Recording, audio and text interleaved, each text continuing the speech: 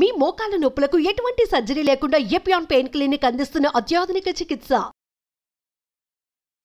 అందరికీ నమస్కారం. నా పేరు మాధురి. మీరు చూస్తున్నది సుమన్ టీవీ నెట్వర్క్. ఇప్పుడు మనం మాట్లాడుకోబోతున్న టాపిక్ వచ్చేసి ఆదివారం అమావాస్య. ఆదివారం అమావాస్య అనగానే చాలా మంది చాలా రకాలుగా ఆలోచిస్తూ ఉంటారు. అసలు ఆ రోజు క్షుద్రపూతులు చేస్తూ ఉంటారు. అసలు ఆ రోజు మనం ఎలాంటి పనులు చేయాలి, అసలు ఆ రోజు బయటికి వెళ్ళొచ్చా, ఇలాంటివి చాలా రకాల సందేహాలు ఉంటాయి.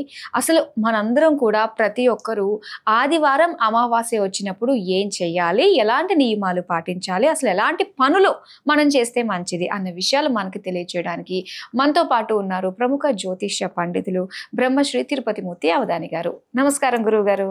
ఓం శ్రీ మహాగణాధిపతయే నమః. గురువుగారు, ఆదివారం అమావాస్య వస్తుంది కదండి. అయితే ఈ ఆదివారం అమావాస్యకి చిన్నప్పటి నుంచి పెద్దవాళ్ళు చెప్పడంలోను, సినిమాలు చూసి పెరగటం వల్ల కావచ్చు, అదొక భయంకరమైన కాంబినేషన్, క్షుద్ర పూజలు జరుగుతూ ఉంటాయి అని చెప్పేసి అంటూ ఉంటారు. అసలు ఏంటంటారు? ఆ రోజున కూడా అది మంచి రోజేనా, ఆ రోజు విశిష్టత ఎలా ఉంటుంది అన్న విషయాలు తెలుసుకోవాలనుకుంటున్నామండి. తప్పకుండా అమ్మా. ఆదివారం అమావాస్య, సరే, చాలామంది అంటూ ఉంటారు కీడు, మంచిది కాదు, రకరకాలుగా అంటూ ఉంటారు. సరే, నేను ఒక ప్రశ్న వేస్తా, సమాధానం చెప్తారా? ఒక కుక్కని చూసి మరొక కుక్క భయపడుతుందా?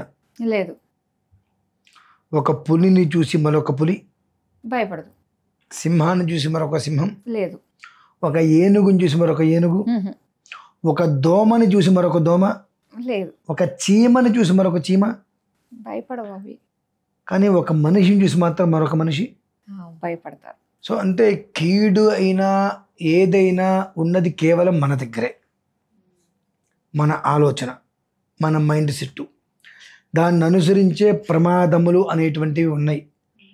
భూమి మీద ఏ జంతువు వలన కానీ ఏ కీటకం వలన కానీ ప్రమాదం లేదు. కేవలం ప్రమాదం అనేటువంటిది మనిషి వలన మాత్రమే పొంచి ఉన్నది.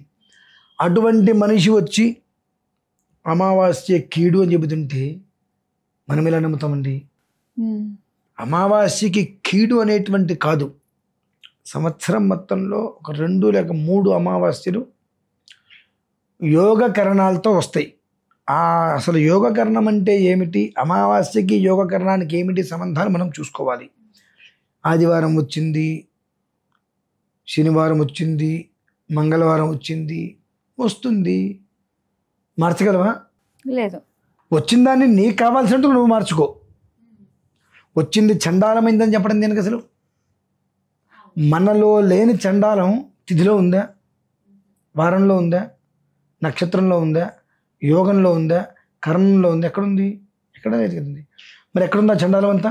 మనలోనే. మనలో ఉన్న చండాలాన్ని దానిలో ఉంది చెప్పాల్సిన కర్మ ఏంటంటే ఇంకా అది ప్రధానం. పోతే 2, భారత యుద్ధానికి విజయ ముహూర్తం కోసం శ్రీకృష్ణ పరమాత్మ అమావాస్య రోజు నాడు విజయ ముహూర్తం పెట్టారు. దాన్ని కాదు అని చెప్పడానికి అంతకన్నా గొప్ప వాళ్ళమా మనము? కాదు. మరి ఎందుకు కాదని చెప్తున్నాం అంటే మాకు తెలియదు, వినే మీకు అసలు తెలియదు. మీకు అసలు తెలియదు కాబట్టి మేము చెప్పిందే వేదం. అవును. మాకు తెలియదు అన్న విషయం మీకు తెలియదు. మీకు అసలు తెలియదు కాబట్టి మా దగ్గరకు వచ్చారు. మా దగ్గరకు వచ్చారు కాబట్టి ఏదో ఒకటి చెప్పాలి. చెప్పకపోతే మాకు తెలియదు అనుకుంటారు మీరు. కాబట్టి మాకు తోచింది చెప్పాం, అదే వేదం. ఓకే, నడిచేది అది. వాస్తవికత అనేటువంటి దాని జోలికి కూడా ఎవరు వెళ్ళట్లేదమ్మా. వాస్తవం ఏంటి, ధర్మం ఏంటి, అమావాస్యకు ఉండేటువంటి మూలాలు ఏంటి? అమావాస్య అంటే చీకట్లను సైతం తరిమి కొట్టేటువంటిది. కానీ ఆ రోజే చీకటిగా ఉంటుంది, అలాంటిది అదే తరిమి కొట్టే, ఆ రాత్రితో చీకట్లు తరిమి కొట్టేస్తుంది అది. అమావాస్య అంటే మూలార్థం ఏంటంటే ఇల్లు మొత్తం కూడా దీపావళిలాగా ఉండాలి.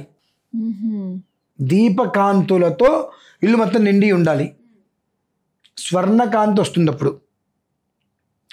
దీపావళి కాదమ్మా, ప్రతి అమావాస్య స్వర్ణకాంతులు, దీపం వెలిగినప్పుడు బంగారపు ఛాయ వస్తుంది. అలా ఇల్లు మొత్తం కూడా దీపకాంతులు ఉండాలి.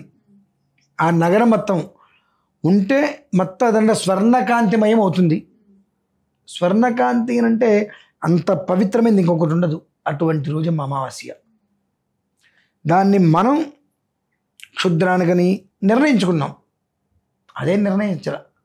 అమావాస్య కాబట్టి క్షుద్రం చేయాలి, ఆదివారం కాబట్టి ఇంకోటి చేయాలి, తంత్రం చేయాలి, అవి అక్కడ నిర్ణయించాల. విడిగా వచ్చిన ఆదివారానికి విలువ లేదా? ఉంటుంది కదా. ఆమె విడిగా ఆదివారం వస్తే క్షుద్రం అనేటువంటి మాట ఎందుకు రాదు? రాదు. ఆదివారంతో సంబంధం లేకుండా అమావాస్య వస్తే క్షుద్రం అని ఎందుకు రాదు అంటే ఏంటంటే ఒక భయాన్ని జనాల్లోకి తీసుకురావాలి ఎట్లయినా సరే. ఆ భయం అనేటువంటిది ఎట్లా ఉపయోగించుకునేటువంటి ఆలోచన అది జరుగుతుంది. కాబట్టి మామూలుగా అమావాస్య రోజు నాడు 6 కాలాల పూట భగవదార్చన చేయాలి. ఈశ్వరుడికి, ఆంజనేయ స్వామికి, దక్షిణామూర్తికి ఇలా అభిషేకం చేసుకుంటూ రావాలి 6 పూట్ల. ఉదయాన్ని ఒక రోజుని 6 భాగాలు చేసి 6 భాగాల్లో ఒక్కొక్క భాగంలో ఒక్కొక్క అర్చన ఆరాధన చేసుకుంటూ రావాలి. ఇవేమీ కుదరలా. కేవలం శివుడికైనా సరే అర్చన చేసుకోవడం మొదలు పెడితే ఇక ఏమీ చేయొద్దు. ప్రతి అమావాస్యకి శివుడికి ఆరాధన చేయి, శివుడికి ఆరాధన చేయి. ఆయన ఇలా పట్టుకో. ఎంతసేపు పట్టుకుంటావు? ఆ పట్టు వదిలేంత వరకు కాదు, వదిలిపోయే వరకు చేయి పట్టిగా పట్టుకొని చెమట వచ్చి మనకు జారిపోతూ ఉంటుంది. అక్కడి వరకు గట్టిగా పట్టుకో. ఆ జారిపోతుంది అన్న టైంలో ఆయన నిన్ను పట్టుకుంటాడు. ఇట్లా ఆయన నిన్ను పట్టుకుంటే ఇక నీకు జీవితంలో తిరిగే ఉంటుంది. అవును. కానీ ఆయన నిన్ను పరీక్షిస్తాడు. నువ్వు జార విడుస్తున్నావా, జార విడవబడుతుందా, జార విడుస్తుందా అంటే నువ్వు విడవబడుతుంటే నీ చేతులు నువ్వు చిన్నగా వదిలేస్తున్నావా, నీ చెయ్యి పట్టు జారిపోతుందా అనేటువంటి విషయం ఆయన గమనించుకుంటాడు. మనలాంటి వాడు కాదుగా. కాబట్టి నెలకి ఒక్కసారి చెయ్యి, ఈశ్వర ఆరాధన చెయ్యి. అది అమావాస్య రోజు చేస్తే అమావాస్య రోజు నాడు అనేక రకాలుగా అది యోగాన్ని ఇస్తుంది. ఎత్తే దేవా అదర్భాగధే యమమావాస్యే సంవసంతో మహిత్వా సానో యజ్ఞం పిపురే విశ్వవారే రైనో దేహి సుభగే సువీరం. ఇది ఒక యజ్ఞంగా పెట్టుకో. అమావాస్య ఒక్కరోజు కనీసం ఒక అరగంట ఈశ్వరుడికి ఆరాధన చేయాలి, అదే యజ్ఞం. అలా పెట్టుకోండి. అంతేగాని క్షుద్రం ప్రయోగాలు చేస్తారంటే చేసేవాళ్ళు అనేకం చేస్తారు.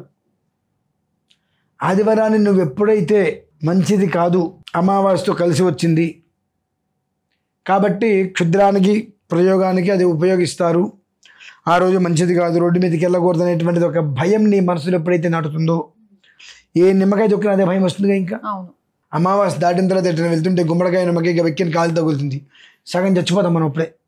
ఏం దిష్టి తీశారో ఏంటో అని చెప్పి. మనిషిని చంపేసేది సగం భయం.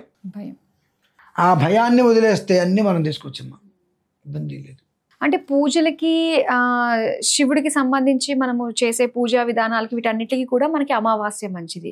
ఏ పూజ ఏ రోజు ఎట్లయినా చేసుకోవచ్చు. అమావాస్య అనేటువంటిది వచ్చింది అంటే ఒకదానికి చివర ఒకదానికి మొదలు, మాసానికి చివర మాసానికి మొదలు. మాసం రేపటి నుంచి మొదలు కావాలంటే వాళ్ళ అమావాస్య చివరి కావాలి. ఇవాళ అమావాస్య చివరైతే రేపటి నుంచి మొదలవుతుంది. ఆద్యంతములు అంటారు దాన్ని, ఆద్యంతములు అంటారు. అమావాస్య నుంచి పాడ్యమికి ఒకటే రోజు, పాడ్యమి నుంచి అమావాస్యకి 29 రోజులు, మళ్ళీ ఇలా తిరిగి రావాలిగా. ఈ వెలుతురు అనేటువంటిది అప్పటి వరకు మనల్ని కాపాడుకుంటూ రావాలి, దానికి మూలం. కాబట్టి ఐశ్వర్య ప్రదాత ఈశ్వరుడు. ఆ ఈశ్వరుని పట్టుకుంటే ఐశ్వర్యం సంప్రాప్తం అవుతూ ఉంటుంది. ఆ ఐశ్వర్యంతో నీకు కావాల్సిందని నువ్వు ఏదైనా తెచ్చుకోవచ్చు. మనందరం డబ్బు ఉంటే ఏదైనా చేయొచ్చు, డబ్బు ఉంటే ఏదైనా చేయొచ్చు అనుకుంటాం. డబ్బు ఉన్నా ఏమీ చేయలేం. ధైర్యం ఉంటే ఏదైనా చేయొచ్చు. ఐశ్వర్యం అనేటువంటి దాంట్లో అర్థము ఆయుష్, వర్చస్సు, యశస్సు, తేజస్సు, ప్రజ్ఞ. అదే ధైర్యం. ఆ రూపంలో వస్తుంది. మనం ఏదైనా చేర్చకప్పుడు నిలబడగలుగుతాం. అలా కాదు అనుకుంటే మన పరిస్థితి ఏంటండి? అది మనం గమనించుకోవాలి. ఇది ఏమిటి అమావాస్య వచ్చేసింది దానంటే, యావత్ ప్రపంచంలో కేవలం ఒక మనిషిని చూసే మరొక మనిషి భయపడుతున్నాడు, కానీ ఎక్కడ ఏదీ లేదు. కాబట్టి కీడు, కుళ్ళు, కుతంత్రం అన్నీ కూడా ఎవరి దగ్గర ఉన్నాయి? మనిషి దగ్గరే. కాబట్టి ఈ తిథి మంచిది కాదు అని చెప్పడానికి మనకు అర్హతలు లేవు. నందతిథి, రిక్తతిథి, భద్రతిథి అని మూడు ఉంటాయి, 3 రకాలుగా. అంతేగాని చండాలపు తిథి, క్షుద్రతిథి, కీడు తిథి అంటానికి లేవమ్మా. అవన్నీ మనమే పెట్టుకున్నాం. మన అవసరానికి తగ్గట్టుగా ఎదుటి మనిషిని భయపెడితేనే మనం నిలబడతాం అనేటువంటివి పెట్టుకొని, ఎదుటి మనిషిని భయపెట్టే పరిస్థితుల్లో ఇవన్నీ పెట్టడం వల్ల ఇలా జరిగింది. లేదంటే శ్రీకృష్ణ పరమాత్మ యుద్ధానికి ముహూర్తం పెడితే మనమెవరం అమ్మా అమావాస్య కీడు అని చెప్పుకోవడానికి? సంవత్సరం మొత్తంలో 2వ 3వ అమావాస్య ఒక ద్విగుణీకృతంగా వస్తుంది. ఎందుకు వస్తుంది అని అంటే, మన ధర్మాన్ని ఉల్లంఘించి స్వ ఉపకార్థం అంటే పరోపకారార్థం ఇదం శరీరం, దాన్ని పక్కన పెట్టేసేసి స్వ ఉపకారార్థమే శరీరం, నా సొంత విషయాల కోసము, నా సొంత పనుల కోసము, నా సొంత మనుషుల కోసమే నా శరీరం అన్నట్టుగా మనం నేను గొప్పవాడిని చెప్పుకుంటే ఎదుటివాడిని వెధవాన్ని చేయాలి. వెధవాన్ని చేస్తేనే మన గొప్పతనం బయటపడుతుంది. అటువంటివి కొన్ని ప్రాయశ్చిత్తం లేనటువంటి దోషాలు మనం చేస్తూ ఉంటాం. ఊరికే తిడుతూ, ఎట్లా తిడుతూ ఉంటాం? శనిలా దాపరించాడు రా మనకు, రామేశ్వరున్నా శనేశ్వరం వదలలేదు, అసలు ఆయన నిన్నేం చేశాడు, ఇట్లా అనవసరమైన పదాలు మనం వాడుతూ ఉంటాం. మన పెద్దవాళ్ళు నోరా వీపుకి చేటు అంటూ ఉంటారు. కొన్ని మాటలు మాట్లాడితే వీపు మీద కొడుతుంటారు కదా, అదనమాట.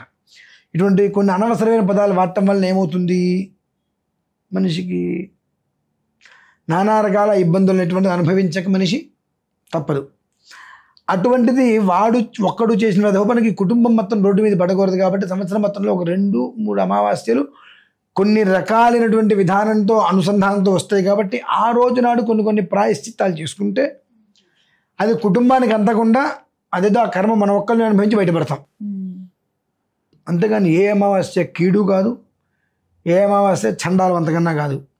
కీడైనా చండాలమైనా దౌర్భాగ్యమైనా ఏదైనా నిష్ట దరిద్రం మనమే. కాబట్టి మన మెదడుని మనం జాగ్రత్తగా పెట్టుకుంటే అన్నీ సవ్యంగానే ఉంటాయి. మన మెదడు మనకు సరిగ్గా లేకపోతే ఏది మనకు సరిగ్గా కనిపించదు. కాబట్టి చూసే చూపు బాగుంటే అంతా బాగుంటుంది. చూపే సరిగ్గా లేకపోతే, ఆలోచన సరిగ్గా లేకపోతే మనిషి ఎదగలేడమ్మా. నిత్యము కూడా కుడితిలో పడ్డ ఎలకలాగా గిలగిల్లాడుతూనే ఉంటాడు. కనుక ఈ అమావాస్య చండాలము, ఈ అమావాస్య మంచిది, ఇది బంగారము, ఇది వజ్రం, ఇది వైఢూర్యం అనక్కర్లా. అమావాస్య అంటేనే చీకట్లని పూర్తిగా తరిమి కొట్టి శుభయోగాన్ని అందించేటువంటి శుభ గడియ. దృష్టిలో ఉంచుకొని ఈశ్వరారాధన చేసుకోండి.